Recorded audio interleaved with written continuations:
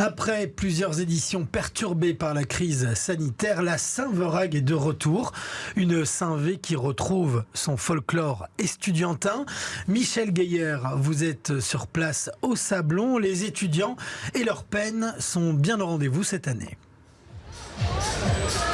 Oui, et les étudiants qui répondent présents, ils sont déjà plusieurs milliers ici sur la place du Sablon. Les bars sont installés, la musique donne et on fait la fête, on se salue. Ceux qui viennent d'être baptisés, les anciens, les vieux cons comme on les appelle, qui reviennent.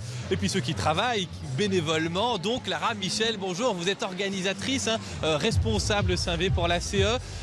Ça vous fait d'abord plaisir, j'imagine, de retrouver cette vraie ambiance de Saint-V aujourd'hui?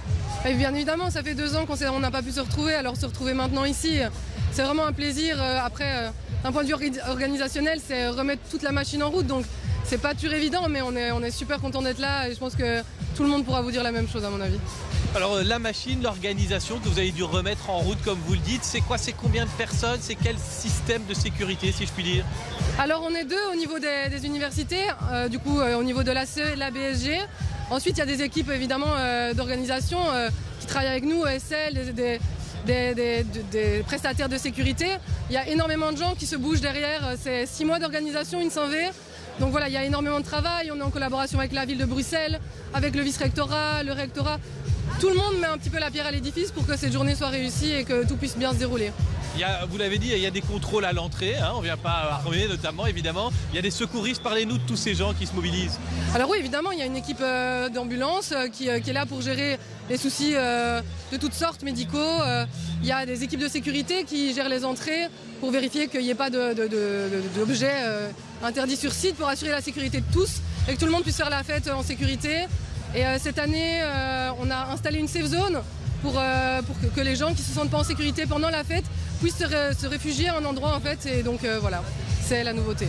Alors dites, vous êtes presque une ancienne, vous êtes baptisée en 2017. Dites-nous franchement, la guindaille, c'était mieux avant? On entend souvent ce refrain qui revient depuis longtemps d'ailleurs. Ah, on dit toujours c'est mieux avant, mais bon. Après on évolue, la guindaille évolue, le folklore évolue.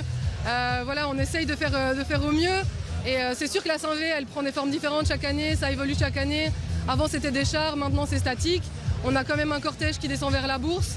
Et donc on s'adapte, on essaye de contenter tout le monde. Et voilà, je crois que c'est ce qui rend aussi la chose aussi belle, c'est qu'on évolue avec le temps et voilà. Merci beaucoup, on vous rend à votre travail. Vous l'avez entendu, il y aura quand même un cortège, ce sera vers 16h qu'on descendra vers la bourse à pied. Et puis pour ceux qui tiendront le coup jusqu'au bout ou qui simplement travaillaient aujourd'hui, oui, il y en a qui sont baptisés puis qui n'ont pas pris congé pour la Saint-V. Il y a toujours le TD à la GEFC pour les derniers combattants.